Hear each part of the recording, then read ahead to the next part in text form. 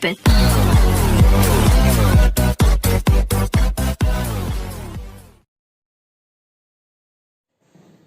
Hello students, welcome to YouTube channel JS Commerce Classes.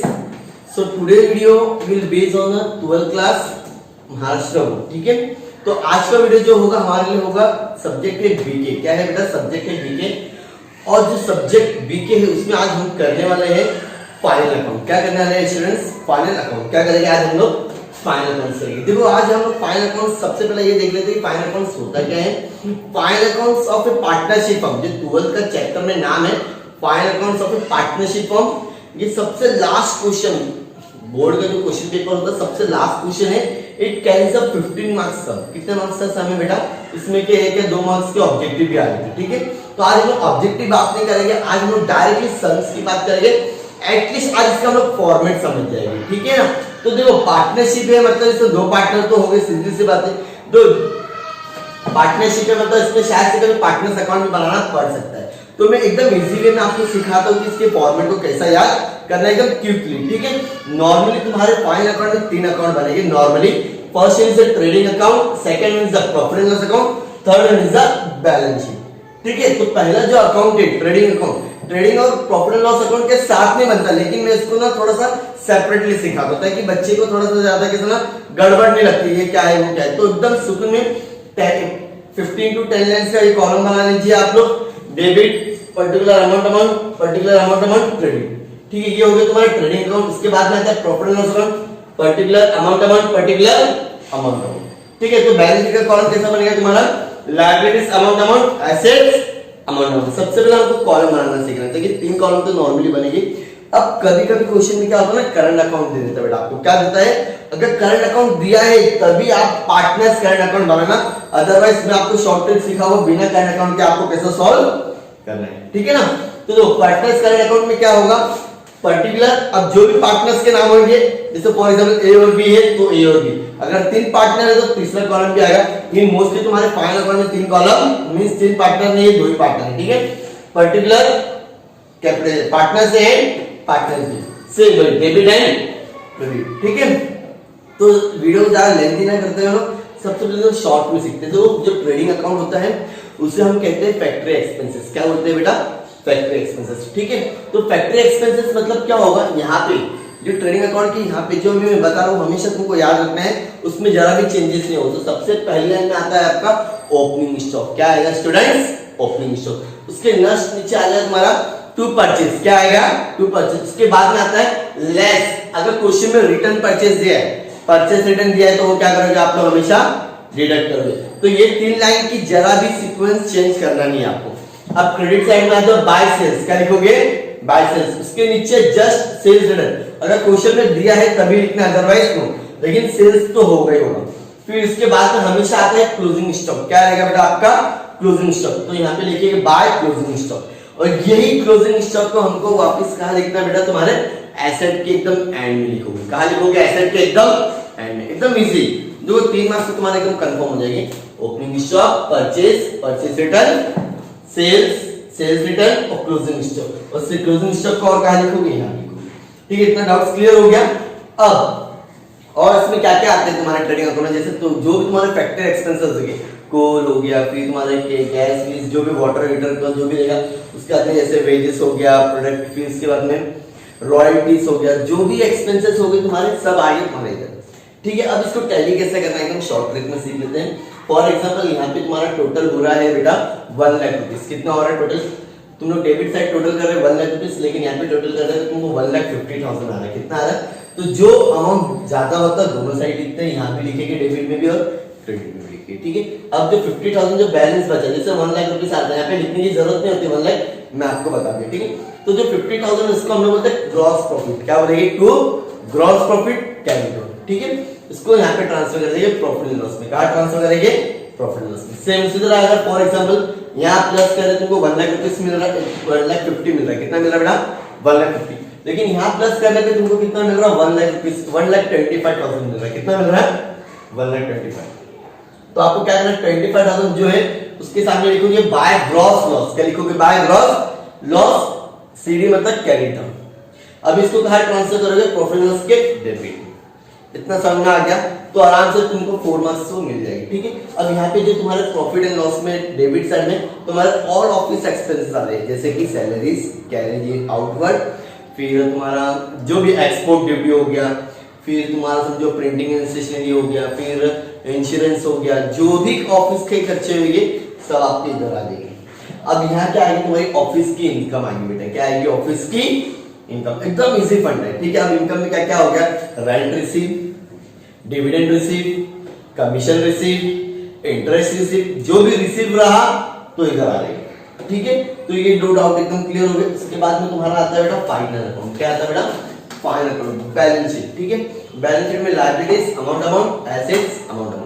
अगर अब ये जो मैं फॉर्मेट लिखा हूं वो है तुम्हारा, अगर तुम्हारा क्वेश्चन में करंट अकाउंट नहीं दिया बेटा, क्या नहीं दिया क्वेश्चन में, करंट अकाउंट नहीं दिया, तो सबसे पहले लिखना है आपको पार्टनर्स कैपिटल अकाउंट। क्या लिखना है, पार्टनर्स कैपिटल अकाउंट, एक कैपिटल, जो भी क्वेश्चन में दिया रहेगा वो लिखोगे, माइनस, अगर क्वेश्चन में ड्राइंग बोला तो माइनस करोगे वही पार्टनर से, अगर क्वेश्चन में इंटरेस्ट कैपिटल बोला तो क्या करोगे बेटा, प्लस करोगे। क्या करोगे, प्लस करोगे। उसके बाद में नेट प्रॉफिट आपको जो भी मिलेगा प्रॉफिट एंड लॉस से, उसको भी क्या करोगे, ऐड कर देंगे, ठीक है। सेम मतलब अगर तुमको ये सब नहीं भी करना है तो एटलीस्ट ए का कैपिटल कहां लिखोगे, इनर पर। उसके बाद में 6 लाइन छोड़ने के बाद में क्या लिखना है तुमको, बी कैपिटल लिखना है। क्या लिखना है स्टूडेंट्स आपको, बी कैपिटल। सेम ड्राइंग क्या करोगे, minus, interest on capital plus, net profit plus. अगर नेट लॉस आता है तुमको प्रॉफिट एंड लॉस में से नेट लॉस मिलता है तो लेस करोगे आप लोग। क्या करोगे बेटा, लेस, ठीक है। ये होता है तुम्हारा क्रेडिटर्स। क्या है बेटा, ये सब तुम्हारे बाद में आ जाएंगे, जैसे क्रेडिटर्स हो गया, बिल्स पेबल हो गया, फिर बैंक लोन हो गया, बैंक ओवरड्राफ्ट हो गया, और आउटस्टैंडिंग हो गया, आउटस्टैंडिंग वेजेस हो गए। तो ये सब चीज कहां लिखोगे बेटा, आप लोग लाइबिलिटी लिखोगे। इतना डाउट्स क्लियर हो गया। और फिर एसेट में तो हमको याद रहना चाहिए, क्लोजिंग स्टॉक लास्ट में आना ही चाहिए। जैसे यहाँ लिखोगे ना बेटा ऑन द स्पॉट आप लोग एसेट में लिख दो, नहीं तो शायद से बाद में तुम भूल सकते हो। अगर तुम खाली पोस्टिंग या एडजस्टमेंट कर रहे हो, टैली कर रहे हो, तुमको तो लिखना है, इतना तो याद रहेगा, ठीक है। और एसेट में क्या क्या आता है students, normally plant and machinery, furnitures, buildings हो गए, फिर मशीनरी हो गया, फिर ट्रेडमार्क, गुडविल, प्रीमाइसेस, लीजहोल्ड, ये सब वगैरह वगैरह कहा है तुम्हारा एसेट में आ जाएगा, ठीक है। 2-3 बार आप लोग रिफर कर दोगे तुमको एकदम अच्छे से याद हो जाएगा। तो इस तरह से हमारे नॉर्मली 3 अकाउंट बनते हैं। सर अगर कभी क्वेश्चन में करंट अकाउंट दिया रहे तो क्या करेंगे, इस तरह से करेंगे। फिर करंट अकाउंट में अगर आपको इस तरह से दिया है करंट अकाउंट में, तो ये सब आपका नहीं आएगा। डायरेक्टली आपको क्या करना होगा करंट अकाउंट में बेटा, अगर आपको इसका स्क्रीनशॉट लेना तो ले लीजिए, ठीक है, मैं रफ कर देता हूँ। अगर आपको क्वेश्चन में करंट अकाउंट दिया बेटा, क्या दे दिया है, करंट अकाउंट दिया है, तो उसका देखो कैसा करना होगा बेटा, आपको फॉर्मेट बनाना होगा। यहाँ लिखोगे पार्टनर्स कैपिटल अकाउंट, ए कैपिटल, बी कैपिटल, ठीक है। अब ऐसे कैपिटल के सामने तुमको डायरेक्टली अमाउंट ना आउटर कॉलम में लिखना है, इसका अमाउंट आपको इनर कॉलम में गलती से भी नहीं लिखना है, ठीक है। अगर आपको क्वेश्चन में करंट अकाउंट दिया है, अब यहाँ लिखोगे पार्टनर्स करंट अकाउंट, ठीक है। अब जैसा कि A current account, B current account, ठीक है। ये दोनों को भी डायरेक्टली आउट। अब ये अमाउंट तुमको कहां से मिलेगा बेटा, तुम यहां से फाइंड करोगे। इसके लिए आपको बनाना पड़ेगा पार्टनर्स करंट अकाउंट। क्या बनाओगे बेटा आप लोग, partners current account, partners current account, ठीक है। पर्टिकुलर, अब जो भी पार्टनर्स के नाम होंगे ए और बी, पर्टिकुलर ए और बी, डेबिट एंड क्रेडिट, ठीक है।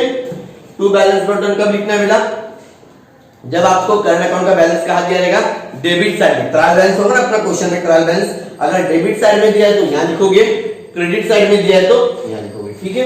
उसके बाद में आता है ए और बी, जैसे अगर क्रेडिट साइड में दिया है तो यहां लिखोगे। अब जैसे कि ड्राइंग दिया क्वेश्चन में, इंटरेस्ट ऑन ड्राइंग दिया है तो क्या लिखना है आपको, डेबिट में लिखना है। क्या लिखना है, डेबिट में। उसके बाद में अगर इंटरेस्ट ऑन कैपिटल बोला है तो क्रेडिट में, फिर पार्टनर सैलरी कुछ बोल रहा है तो भी क्रेडिट में। समझ आ गया, डाउट्स क्लियर हो गए बेटा, ठीक है। अब ट्रेडिंग अकाउंट में कुछ और चीज आती है, जैसे कि कोई गुड्स पार्टनर लेके जा रहे हैं, या तो कोई गुड्स को हम लोग फ्री सैंपल डिस्ट्रीब्यूट कर रहे हैं, तो उसके एंट्री भी कहां आती है, एक एंट्री आएगी, एडजस्टमेंट आएगा, ठीक है। By goods destroyed by the fire, to goods destroyed by fire हो गया, goods distributed as free sample.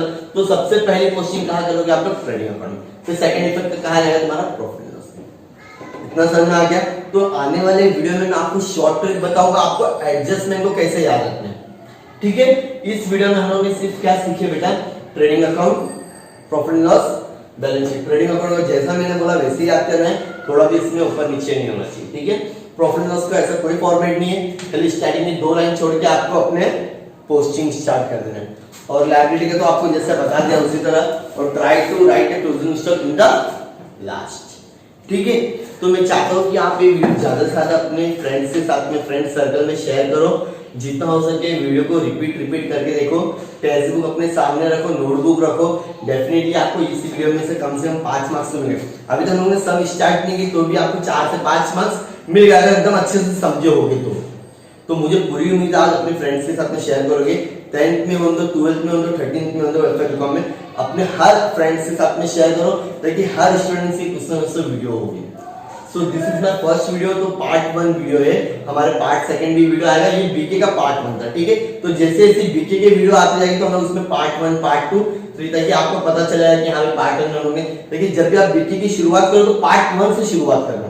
और अगर आपने मेरे पिछले वीडियो नहीं देखे तो प्लीज पहले आप जाके वो वीडियो देखो, आपको ओसी और एसपी की कुछ इंपॉर्टेंस मिल जाएगी। और ये जो लेसन है ये आपका 15 मार्क्स का सम आता है, बहुत आराम से आपको 10 to 12 मार्क्स तो कहीं नहीं गए, सेकंड वीडियो तक शायद से तुम्हारा 12 मार्क्स में क्लियर कर दो। आज की वीडियो में तुमको कम से कम 5 मार्क्स तो एकदम शुरुआत में मिलेगी, ओपनिंग स्टॉक वो सब जो मैंने बोला तैयार करेंगे, ठीक है। So thanks for watching my video. So please subscribe my channel JS commerce classes. तो जितनी मुझे उम्मीद थी अभी तक उतने सब्सक्राइबर हुए नहीं, तो प्लीज आप मुझे सपोर्ट करो ताकि मैं और ज्यादा से ज्यादा वीडियो बनाने